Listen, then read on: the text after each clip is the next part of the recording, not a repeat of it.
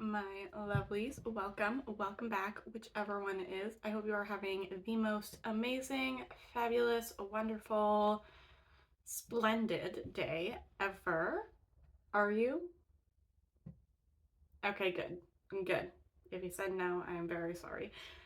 Anyway, I wanted to just sit down and just chat. I don't know. I don't work until noon today. Well, I'm not scheduled till noon. I swear to God, the opener called out. Or not called out. I think she quit, but then like never got taken out. No one's seen her in like months. Honestly, I told my manager about her and I'm like, hey, didn't she quit? Because I had not seen her in forever. And he's like, I'm not gonna lie, I forgot she worked here. And I'm like, yeah, I mean, like, she's one of those people that like I thought about because I don't like her very much. But yeah, no, like I don't think she still works there. Or like if she does, she's such a backup employee that she's not going to show up. So I don't have faith that she will be here today. And honestly, I don't mind. Anyway, I thought we would just chat and do get ready with me and whatever we end up like actually chatting about, I will title this video. I do have a thought, and said thought is why do we keep just like supporting all of these horrible influencers? I think it dawned on me like last night, literally as I was like falling asleep, a conversation that I had with my sister just kind of floated back to me. And I do think that is like a huge part of it. But I don't know, it's like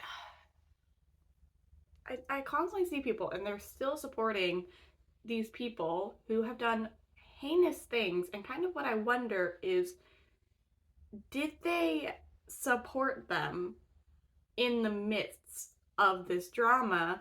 Or is it something where, they found them later on and maybe they just haven't realized it or something? I think this is like the case with like maybe like Laura Lee, Manuel Mue, Tati, James Charles. I don't think it's the case with Jeffree Star, because Jeffree Star, his fans are so annoying and they will defend him until like literally the earth ends and we all die. But I think it could possibly be the case for like some people with their like, just some people, not all the people. All the people, I think some of them just legit don't care about like the drama that surrounded these people or like the scandals, the controversies. I do think some of them, it might possibly be this theory that I have. And let me just wipe off my hands before I explain this more. I really, really hate the texture of that e.l.f. Jelly Pop primer. You guys know I hate it. I do hate it. I normally love so many e.l.f. products. Like half of my routine is e.l.f., but no, not that one. Like I love their other primers, but it's just specifically that one. I cannot stand it. I hate it. It sticks to everything, but not the things you want it to stick to. And then I don't think it makes my makeup last like incredibly long. I could be wrong, but I feel like they're more like smoothing primers do more.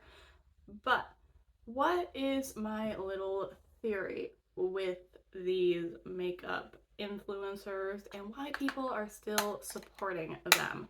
That was a lot of concealer. Oh my god. We're gonna let that dry down just a smidge. But my theory is thus. Okay, a lot of these dramas happened on YouTube and on Twitter. What are two platforms that are slightly dying? YouTube and Twitter. The makeup community on YouTube is definitely not dead, but it's retired, shall we say. I think it's gotten to be just less everything. I don't like, it's hard to describe, but people are just no longer getting the views that they were getting. And I think it's normal for like, influencers to phase in and phase out. And, one person's views decline, but another person's views like increase. I haven't seen that. Like, we're just not seeing the people where they're getting millions of views. And I definitely think, this is why people are saying, oh, the beauty space is dead. No, I don't think it's dead. I think another thing could be that it's just kind of, I don't know, divided. I definitely think there's a huge indie scene where you have like people like Daniela Canifis who are incredibly popular within like the indie space. They have the panning space. You have all these different spaces now. Subcultures within the culture of makeup, shall we call it. And I definitely think this plays a part as to why there are not as many massive beauty influencers. But I definitely think, yeah, no, it's like there's just so many that obviously some of the love is a little bit mixed. Okay, it's like my restaurant, okay, Olive Garden. There are two Olive Gardens in the same city. They're one, like, I think there's like three in the entire state, and two of them are in the same city. But we don't have two because if we're not two, we don't have one because if we were to have one, that one Olive Garden would be so overwhelmed. So instead we have two, right? And they're on opposite ends of the city. One is down by Muldoon, which is a little bit more North Anchorage, and one of them is in South Anchorage. And having these two locations rather than one in smack center dab of Anchorage just makes more sense. I don't know why I'm talking about this now. There's just more beauty influencers, so there's more people that people are watching. I think that's very easy to understand, very easy to explain. Now, I've covered that. I don't mean like the makeup space is dying. It's just that we've splintered off, we've formed our own little sectors, and it is kind of like, if you watch like one, like, I definitely think now there are like cliques of people that if you watch one of them, you probably watch all of them, and maybe you're not subscribed to all of them, but you vaguely follow all of them, right? Like if you watch, I mentioned Daniela Canifis, so let's go with her. If you watch Daniela Canifis, you probably watch Samantha March and Karen Harris, Heather Austin, Amy Loves Makeup. You probably watch that group. If you are watching Caitlin Costello, you're probably watching Sophie Alexandra and Erin Taylor. I'm trying to think of other panners who, Gabriella Francis, I believe her last name is. Like there are cliques is what I'm getting at in beauty. And so I don't think it's like the beauty space has died. I think it's we've splintered off. We formed our own little cliques. And I like that better. Honestly, I like it when it's not the mainstream, but instead it's like multiple little side streams, I personally love that within a culture, and then like we make up the larger culture of the beauty space. And this is just specifically on YouTube where I'm talking about how it's died. The other thing is it has shifted. It's gone over to TikTok and to Instagram. It's gone over into short form content. And yes, a lot of those big beauty influencers from the 2010s, they're on these platforms, but they aren't the biggest people on there. We have our Michaela Negreros, our Meredith Duxbury's, our what's her name? Glamzilla. There we go. Glamzilla.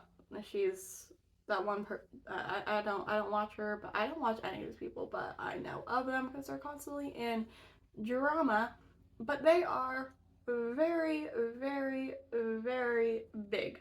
Like huge within the beauty space. And those are definitely the more mainstream beauty influencers nowadays.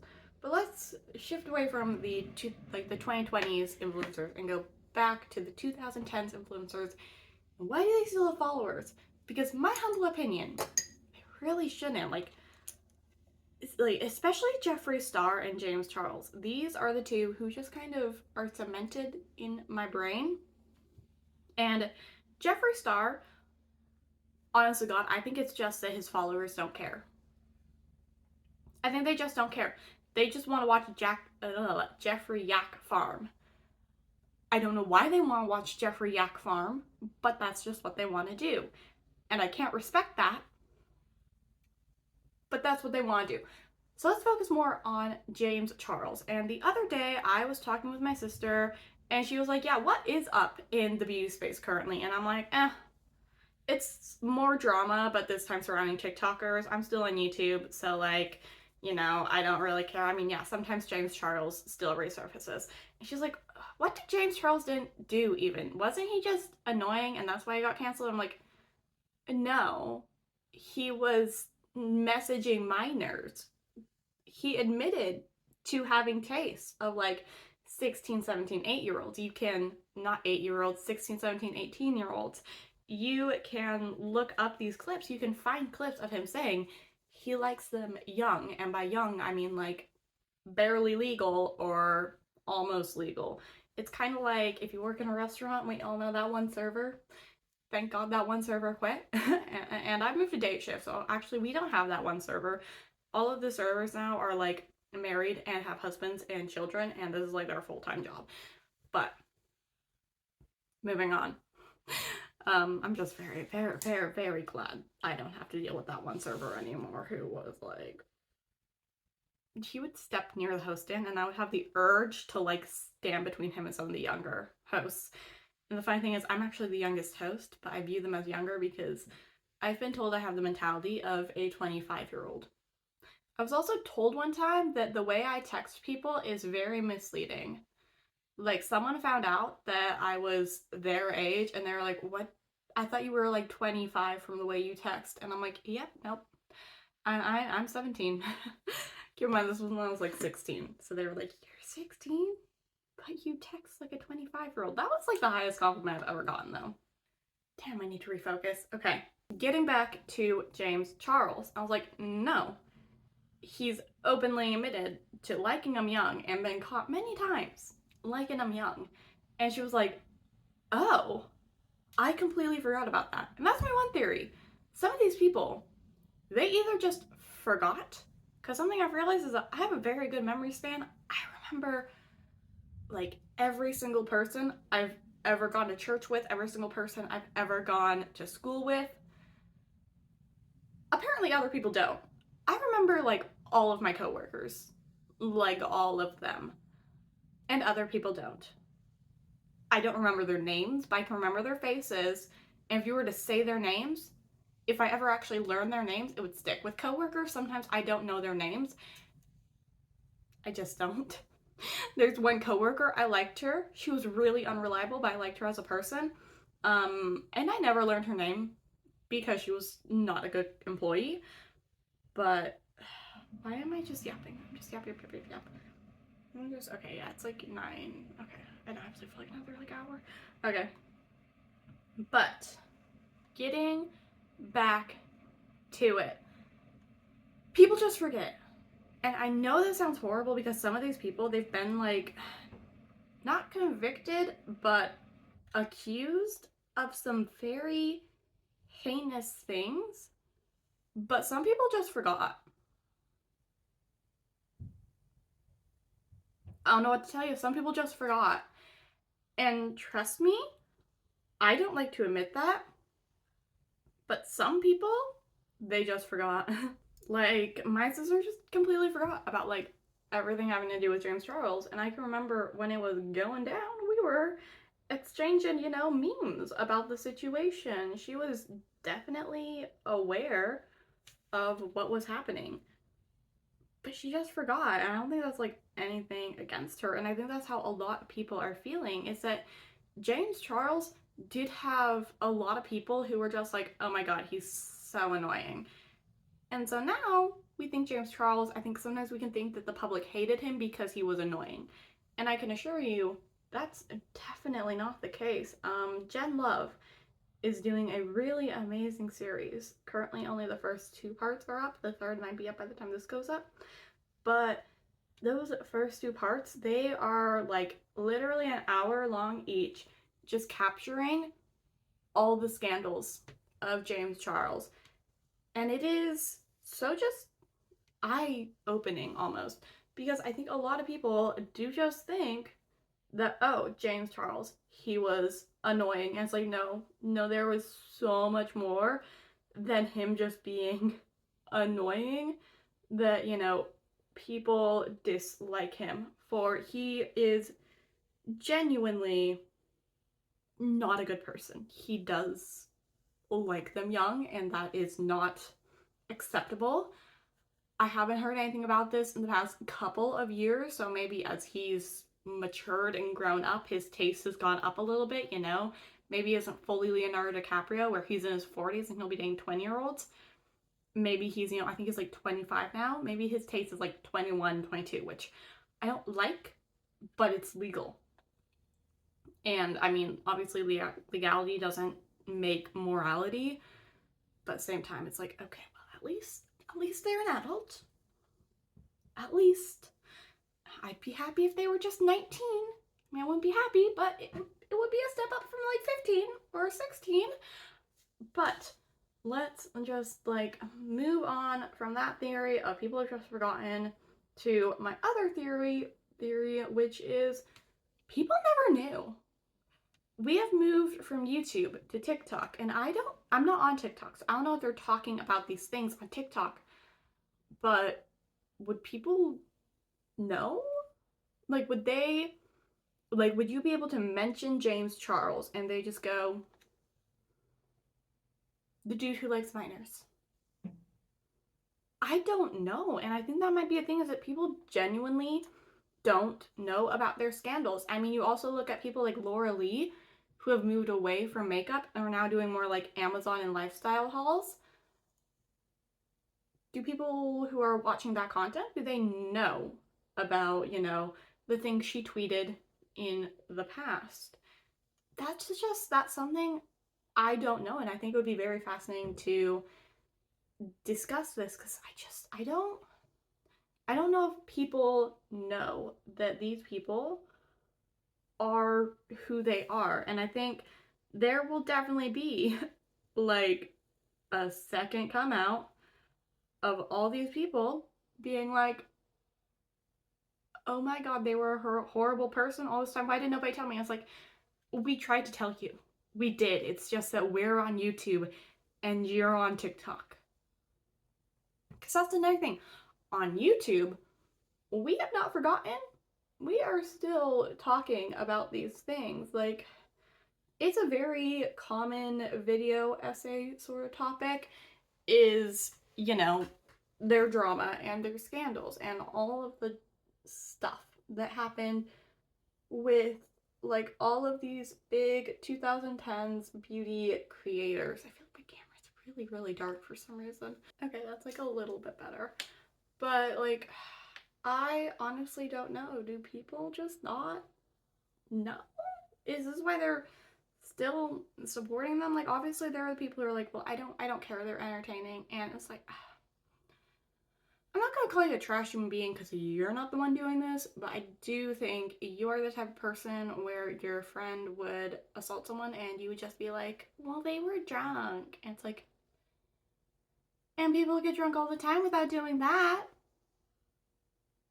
The frick? I don't know, it's giving like abuse excuser. It's giving literally someone, it's giving Colleen Hoover. That's what it's giving. It's giving Colleen Hoover. Yeah, it's giving Colleen Hoover. It's giving a lot of things that it really should not be giving. Maybe let's not support these people, guys.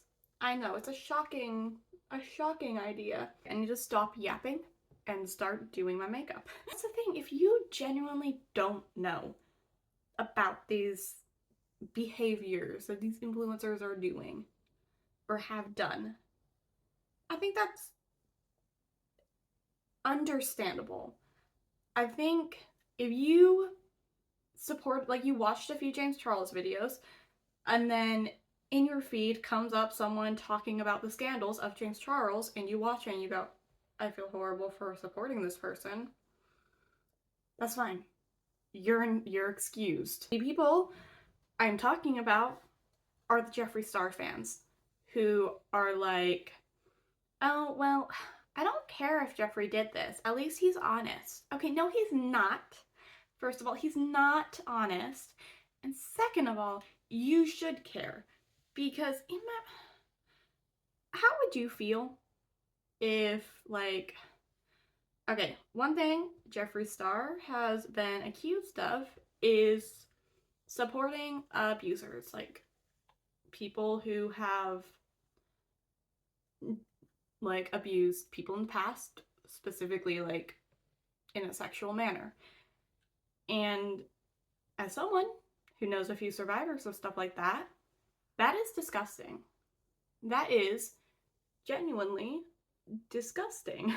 And I don't know how you can support that person.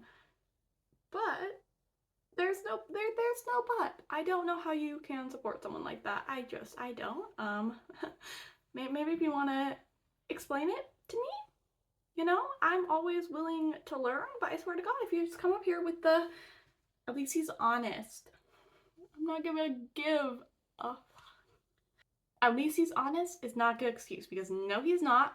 And don't get me started on at least he's entertaining. And literally, and so what if someone is entertaining to watch? If they're a horrible person, it's morally wrong to be giving them money, because then your money is going, like, it's the exact same thing with the Robbie Christie thing. If you like Robbie Christie, I'm not gonna say you're like bad for supporting her, but just know that the money that she gets from your time, from her affiliate links, from everything, just know that's going towards like hate crimes.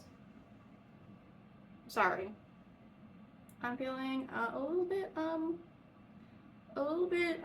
tempered today. I don't want to say spicy. I don't know. It's not like spicy. It's just I'm not having a filter today, and I don't think that is a bad thing. Like, I'm gonna tell you all what I think today. I am, because you know what? I'm gonna speak my truth, and I'm not going to hide. That's it. Like, I don't know. It's just, there are legitimate reasons why people are still supporting these people. I think the only two that are remotely justifiable is, well, I guess one is that they didn't know. Back in the day, so many of us supported influencers who we did not know they did these things. And I think that if you stop supporting them, that is understandable, okay? Like, if you watched, who's an influencer that's been accused of things? I don't know. Nikita Dragun. If you watched Nikita Dragun before you found out about, you know, the controversial stuff she's done, and then you stopped watching her when you found out about these things, I'm not gonna sit here and tell you you're a bad person for once having supported someone. Same goes with like Nikki Tutorials, or here's someone I really haven't mentioned this video. I'm trying to like branch out on my names, you know, like not just be mentioning the exact same person for y'all. But in situations like that, I'm not going to say that it's alright, because I'm not a member of the communities where like I can say, oh, it's alright. Like, obviously, yes, these people still harm people, and it's not alright that they did that, but if you didn't know, that's understandable.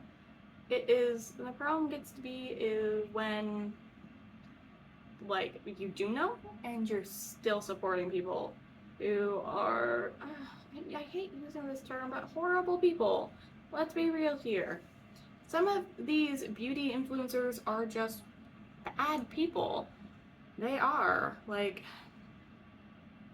they lie, they deceive, they cheat, they are bigots. Some of them are just bad people.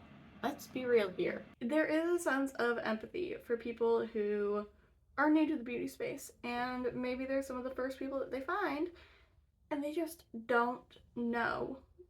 But then, once you do find out, take responsibility for your past actions. You can't go back and undo it. All you can do is acknowledge the pain that you caused, because as soon as you acknowledge it, you will stop feeling as much guilt over it. I know that sounds counterintuitive, but trust me, it's actually the truth. Like, once, as someone who had this sort of, like, I grew up Mormon, and, you know, I was pro-life and kind of homophobic. Now I am pro-choice and, like, pretty openly out about being ace. Like, once you acknowledge that your thoughts and your past have caused this pain, you can face it. You can face the pain that you caused. You can accept that you caused that pain, and by accepting this fact, you can not move on, but you can come to peace with it. You won't move on. You shouldn't move on. You should still always remember that your choices and your decisions impacted people, but you should do what you can do to right those wrongs. You know, now that I'm out of that headspace, I now, you know, obviously I can accept myself for who I am, and I can donate to organizations that help children who were in scenarios such as yours truly, where they were queer in religious spaces. I acknowledge that I've caused, you know, harm through having those beliefs, and I've accepted that. And by accepting that, I know that it's now my job to right what I thought in the past. Because that's the thing. There is one way to move forward, and that is to right those wrongs. It's how we apologize for having these past thoughts and these past opinions. God, my concealer is completely dried out now. Yes, people are going to be supporting some of these controversial influencers, but my thing here is we need to ask ourselves, do they know? Because I think a lot of us are like, obviously they know, but we've been in the beauty space for a while. We have watched these videos. We were there when it happened. So obviously we know, but at the same time, there are younger people in, you know, the LGBTQ plus community who don't know what Stonewall was. They don't know why Pride Month is in June, which, if you don't know, it's because of the Stonewall incident. We need to be accepting of people who are guilty of ignorance when they, like, educate themselves, because we can't say educate yourselves and then shame people when they do educate themselves and realize why they were wrong. And this is how I will, like, continuously view people who, like, you know, they maybe did grow up more conservative and religious, and maybe they grew up homophobic, and it's like, I will always be someone where you can come to me and you can ask me questions, and so long as you do it in a polite way, if you're trying to inform yourself upon, like, I guess why I am the way that I am, that is fine. I will always be the person that you can come to. Like, I've had to have the talk many times of, this is not some sort of religious choice or lifestyle choice. This is just, you know how some people like cake and some people don't like cake? I don't like cake. I don't have the desire to eat cake, you know? And I think, again, I'm always gonna be the person that you can come to and you can ask about these things. And if you just kind of sit there and go, wow, I was wrong. So, you know, finding this community and learning that there was a term for how you feel, like, that's the thing. I knew I was ace before I knew what being ace was. The difference was I had a word to put to it. And I think some people, they honestly have just been told all their lives that, you know, people are straight and then they become gay. It's like, no, you are born a certain way, develop a certain way. They think like Rick Riordan's trying to turn your kids gay. It's like, no, Rick Riordan's just trying to give your kids like, I don't know, a community. Okay, so I have to go. I got called into work. Like I said, the opener didn't show up. I called it. Who called it? Me. Okay, I gotta go. I will be back to do my outro with the finished look, but I will see y'all very, very soon. Okay, so this is the finished look. As you can see, I'm doing something a little bit different. I want some cool toned. I've kind of just decided not to stress as much with my Panda palette, and I don't like the shades for this month, so I'm moving on. I'm moving on. Yeah, I'm accepting that. And so something I want. Oh my god, I forgot to do an inner corner highlight.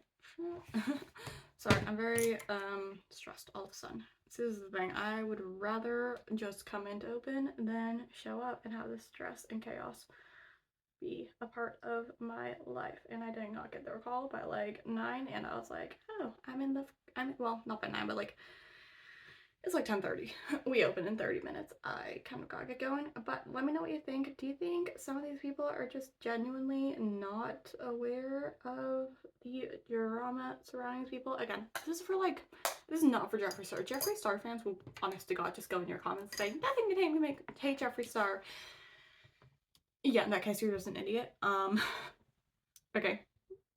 I am going to go now. I will see you in the next one. Let me know your thoughts down below, and bye.